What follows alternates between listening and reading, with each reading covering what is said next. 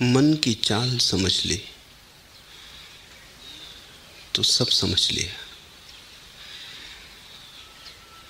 मन को पहचान लिया तो कुछ और पहचानने को बचता नहीं। मन की चाल के समझते ही चेतना अपने में लीन हो जाती। जब तक नहीं समझा है तभी तक मन का अनुसरण चलता है। मन के पीछे चलता है आदमी, यही मान के कि मन गुरु है, जो कहता है ठीक कहता है, जो बताता है ठीक बताता है। एक बार अपने मन पर संदेह आ जाए तो जीवन में क्रांति की शुरुआत हो जाती। और मजा यही है कि मन सभी पर संदेह करता है और तुम कभी मन पर संदेह नहीं करते। मन पर तुम्हारी श्रद्धा अपूर्व, उसका कोई अंत नहीं। और मन रोज तुम्हें गड्ढे में डाले तो भी श्रद्धा नहीं टूटती। मेरे पास लोग आते हैं, वे कहते हैं लोगों की श्रद्धा उठ गई। मैं उनसे कहता हूं कि लोगों की जैसी श्रद्धा मन पर है, उसे देख के ऐसा नहीं लगता कि लोगों की श्रद्धा उठ गई। कितना ही भटकाए मन, कितना ही सताए मन, कितना ही भरमाए मन, श्रद्धा नहीं टूटती। श्रद्धा तो भरपूर है, गलत दिशा में। आज तक मुझे कोई अश्रद्धालु आदमी नहीं मिला। श्रद्धा गलत दिशा में हो सकती है, जिस पर नहीं होनी चाहिए उस पर हो सकती है, लेकिन अश्रद्धालु कोई भी नहीं। और दो ही श्रद्धाएं, या तो मन की श्रद्धा है और या आत्मा की श्रद्धा है। या तो तुम अपने पर भरोसा करते हो, अपने का अर्थ है जहां मन की कोई भनक भी नहीं, जहां एक विचार भी नहीं तिरता, जहां शुद्ध चेतना है। या तो उस शुद्ध चेतना का तुम्हारा भरोसा है। अगर उसका भरोसा है तो तुम जीवन में कहीं भी गड्ढे ना पाओगे, तुम्हारा कोई पैर गलत ना पड़ेगा। और या फिर आदमी भरोसा करता है मन पर, तब तुम गड्ढे ही गड्ढे पाओगे। तब तुम जीवन में जहां भी जाओगे भटकोगे ही, क्योंकि मन की चाल ही ऐसी। मन की चाल को समझ लें। एक कि मन तुम्हें देखने नहीं देता, मन तुम्हें अंधा रखता है। मन तुम्हारी आंखों को धुंधला रखता है, धुएं से भरा रखता है। वो धुआं ही विचार है। इतनी तीव्रता से मन विचारों को चलाता है कि तुम्हें जगह भी नहीं मिलती कि तुम देख पाओ कि तुम्हारे बाहर क्या हो रहा है, कि तुम्हारे जीवन में क्या घट रहा है। मन तुम्हें विचारों में उलझाए रखता है। जैसे छोटे बच्चे को हम खिलौने दे देते, फिर उसकी मां मर भी रही हो तो भी वो अपने खिलौनों से खेलता रहता है, खिलौनों में उलझा रहता है। मन तुम्हें विचार देता है, विचार खिलौने। खिलौनों में भी थोड़ा बहुत सत्य है, विचारों में उतना भी नहीं। लेकिन एक खिलौनों से तुम चुक भी नहीं पाते कि मन तत्क्षण दूसरा निर्मित कर देता है। इसके पहले कि तुम जाग के देख पाओ, मन तुम्हें नया खिलौना दे देता है। पुराने से तुम उब जाते हो तो मन नई उलझने सुझा देता है। एक उपद्रव बंद भी नहीं हो पाया कि मन 10 उपद्रवों में रस जगा देता है। और ये इतनी तीव्रता से होता है कि दोनों घटनाओं के बीच खिड़की बनाने लायक भी जगह नहीं मिलती जहां से तुम देख लो कि जिंदगी में हो क्या रहा है।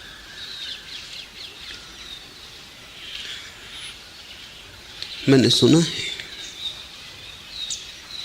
कि कि मुल्ला नसरुद्दीन जब बहुत बूढ़ा हो गया, 90 वर्ष का हुआ, तब उसका बड़ा भरा पूरा परिवार था। उसका बड़ा बेटा ही 70 वर्ष पार कर रहा था। उसके बेटों के बेटे 50 पार कर रहे थे। उसके बेटों के बेटों के बेटे विवाहित हो गए थे, उनके भी बच्चे हो गए थे। अचानक एक दिन बूढ़े नसरुद्दीन ने कहा कि मैंने फिर से शादी करने का तय कर लिया। पत्नी मर चुकी थी। पहले तो लड़कों ने मजाक समझी, हंसे कि अब इस बुढ़ापे में हम भी बूढ़े हो गए, अब शादी। पिताजी मजाक कर रहे होंगे। लेकिन नसरुद्दीन ने जब बार बार दोहराया तो उन्होंने गंभीरता से बात ली। और जब नसरुद्दीन ने एक दिन सुबह आके घोषणा ही कर दी कि मैंने लड़की भी तय कर ली, तब जरा सोचना पड़ा। सारा परिवार इकट्ठा हुआ। उन्होंने विचार किया कि इस बड़ी फजीयत होगी, लोग हंसेंगे। ऐसे ही नसरुद्दीन की वजह से लोग जिंदगी भर हंसते रहे, और अभी बुढ़ापे में आखिरी उपद्रव खड़ा कर, क्या कहेंगे लोग। बड़े लड़के को सबने कहा कि तुम ही जाके कहो। बड़े लड़के ने जो सुना तो और चकित हो गया। सुना कि सामने ही एक रंगरेज की लड़की से तय किया है नसरुद्दीन ने।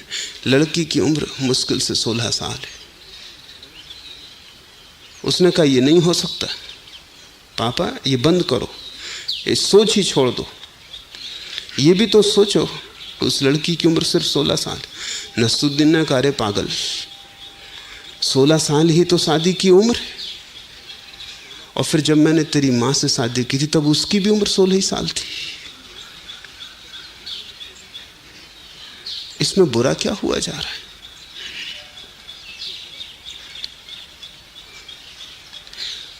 मन तर्क दे रहा है।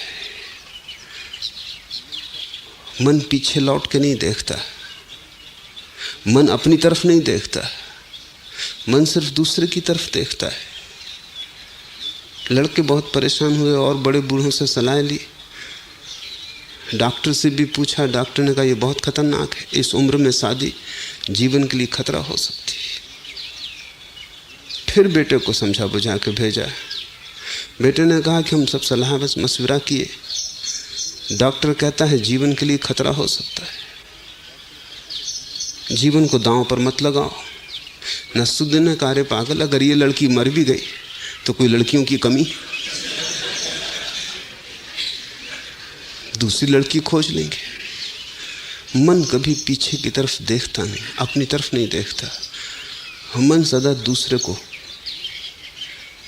दूसरे में खोजता है सुख, दूसरे पर थोपता है दुख, दूसरे से पाना चाहता है शांति, दूसरे से ही पाता है अशांति। सदा ही नजर दूसरे पे लगी है, जबकि नजर अपने पे लगी होनी चाहिए। तो मन के जगत का उपद्रव मूल आधार दूसरे पर दृष्टि है। दूसरे से क्या प्रयोजन है? दूसरा मौलिक नहीं है, मौलिक तो तुम हो। लेकिन मन सदा भरमाता है। अगर तुम दुखी हो तो मन कहता है जरूर कोई तुम्हें दूसरा दुखी कर रहा है, तो तुम किसी न किसी पर दुख थोप देते हो।